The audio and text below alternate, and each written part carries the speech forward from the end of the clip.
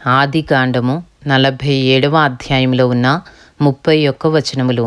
యోసేపు వెళ్ళి ఫరోను చూచి, నా తండ్రియు నా సహోదరులను వారి గొర్రెల మందలతోనూ వారి పశువులతోనూ వారికి కలిగినదంతటితోనూ కనాను దేశము నుండి వచ్చి గోషేనులోనున్నారని తెలియజేసి తన సహోదరులందరిలో 5గురిని వెంటబెట్టుకుని పోయి వారిని ఫరో సమక్షమందు ఉంచెను. ఫరో అతని సహోదరులను చూచి, మీ వృత్తి ఏమిటని అడిగినప్పుడు వారు, నీ దాసులమైన మేమును మా పూర్వీకులను గొర్రెల కాపురులమని ఫరోతో చెప్పిరి. మరియు వారు కనాను దేశమందు కరువు భారముగా ఉన్నందున నీ దాసులకు కలిగియున్న మందలకు మేతలేదు గనుక ఈ దేశములో కొంతకాలముండుటకు వచ్చితిమి. కాబట్టి గోషేను దేశంలో నీ దాసులు నివసింప సెలవిమ్మని ఫరోతో అనగా, ఫరో యోసేపును చూచి, నీ తండ్రియు నీ సహోదరులను నీ యొద్దకు వచ్చియున్నారు. ఐగుప్తు దేశము నీ ఎదుట ఉన్నది. నీ దేశములోని మంచి ప్రదేశమందు నీ తండ్రిని నీ సహోదరులను నివసింపజేయుము. గోషేను దేశములో వారు నివసింపవచ్చును. వారిలో ఎవరైనా ప్రజ్ఞ గలవారని నీకు తోచిన ఎడల నా మందల మీద వారిని అధిపతులుగా నియమించుమని చెప్పెను. మరియు యోసేపు తన తండ్రి అయిన యాకోబును లోపలికి తీసుకుని వచ్చి ఫరో సమక్షమందు అతని నుంచగా యాకోబు ఫరోను దీవించెను. ఫరో, నీవు జీవించిన సంవత్సరములెన్ని అని యాకోబును అడిగినందుకు యాకోబు, నేను యాత్ర చేసిన సంవత్సరములు 130, నేను జీవించిన సంవత్సరములు కొంచెముగాను దుఃఖసహితమైనవిగా ఉన్నవి. అవి నా పితరులు యాత్ర చేసిన దినములలో వారు జీవించిన సంవత్సరములన్నీ కాలేదని ఫరోతో చెప్పి ఫరోను దీవించి ఫరో ఎదుటి నుండి వెళ్ళిపోయాను. ఫరో ఆజ్ఞాపించినట్లు యోసేపు తన తండ్రిని తన సహోదరులను ఐగుప్తు దేశములో నివసింపజేసి ఆ దేశములో రామసేసను మంచి ప్రదేశములో వారికి స్వాస్థ్యమునిచ్చెను. మరియు యోసేపు తన తండ్రిని తన సహోదరులను తన తండ్రి కుటుంబపు వారినందరినీ వారి వారి పిల్లల లెక్క చొప్పున వారికి ఆహారమిచ్చి సంరక్షించెను.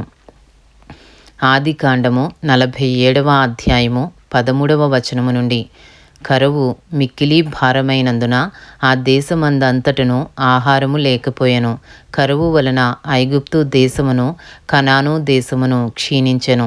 వచ్చిన వారికి ధాన్యం అమ్ముట వలన ఐగుప్తు దేశములోను కనాను దేశములోను దొరికిన ద్రవ్యమంతా యోసేపు సమకూర్చెను. ఆ ద్రవ్యమంతటిని యోసేపు ఫరో నగరులోనికి తెప్పించెను. ఐగుప్తు దేశమందును కనాను దేశమందును ద్రవ్యము వ్యయమైన తరువాత ఐగుప్తీయులందరూ యోసేపు నొద్దకు వచ్చి, మాకు ఆహారము ఇప్పించుము, నీ సముఖమందు మేమేల చావవలెను, ద్రవ్యము వ్యయమైనది కదా అనిరి.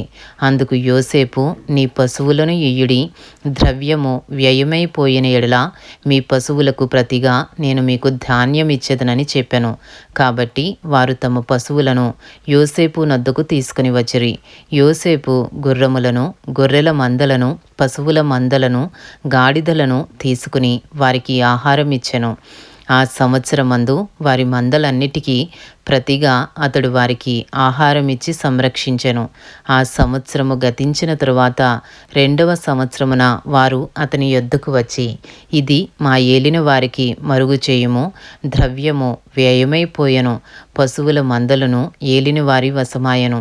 ఇప్పుడు మా దేహములను మా పొలములను తప్ప మరి ఏమియూ ఏలిన వారి సముఖమున మిగిలియుండలేదు. నీ కన్నుల ఎదుట మా పొలములను మేమును నశింపనేలా ఆహారమిచ్చి మమ్మును మా పొలములను కొనుము. మా పొలములతో మేము ఫరోకు దాసులు మగుదుము. మేము చావక బ్రతుకునట్లును పొలములు పాడైపోకుండునట్లును మాకు విత్తనములిమ్మని అడిగిరి. అట్లు యోసేపు ఐగుప్తు భూములన్నిటినీ ఫరో కొరకు కొనెను. కరువు వారికి భారమైనందున ఐగుప్తీయులందరూ తమ తమ పొలములను అమ్మివేసిరి గనుక భూమి ఫరోది ఆయెను. అతడు ఐగుప్తు పొలిమేరల యొక్క ఈ చివర నుండి ఆ చివర వరకును జనులను ఊళ్ళల్లోనికి రప్పించెను. యాజకుల భూమి మాత్రమే అతడు కొనలేదు. యాజకులకు ఫరో భత్యములు నియమించెను. ఫరో ఇచ్చిన భత్యముల వలన వారికి భోజనము జరిగెను గనుక వారు తమ భూములను అమ్మలేదు. ఆదికాండము 47వ అధ్యాయము 23వ వచనము నుండి. యోసేపు, ఇదిగో నేడు మిమ్మును మీ భూములను ఫరో కొరకు కొనియున్నాను. ఇదిగో మీకు విత్తనములు పొలములలో విత్తుడి. పంటలో 5వ భాగము మీరు ఫరోకు ఇయ్యవలెను. 4 భాగములు పొలములలో విత్తుటకును మీకును మీ కుటుంబపు వారికిని ఆహారమునకును మీ పిల్లలకు ఆహారమునకును మీవై ఉండునని ప్రజలతో చెప్పగా, వారు నీవు మమ్ము బ్రతికించితివి, ఏలిన వారి కటాక్షము మా మీద నుండనిమ్ము, ఫరోకు దాసుల మగుదుమని చెప్పిరి. అప్పుడు 5వ భాగము ఫరోదని నేటి వరకు యోసేపు ఐగుప్తు భూములను గూర్చి కట్టడ నియమించెను.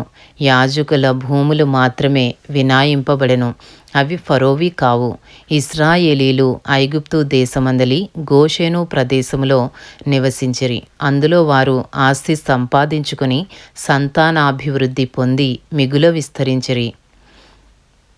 ఆదికాండము 47వ అధ్యాయము 28వ వచనము నుండి. యాకోబు ఐగుప్తు దేశములో 17 సంవత్సరములు బ్రతికెను. యాకోబు దినములు అనగా అతడు జీవించిన సంవత్సరములు 147.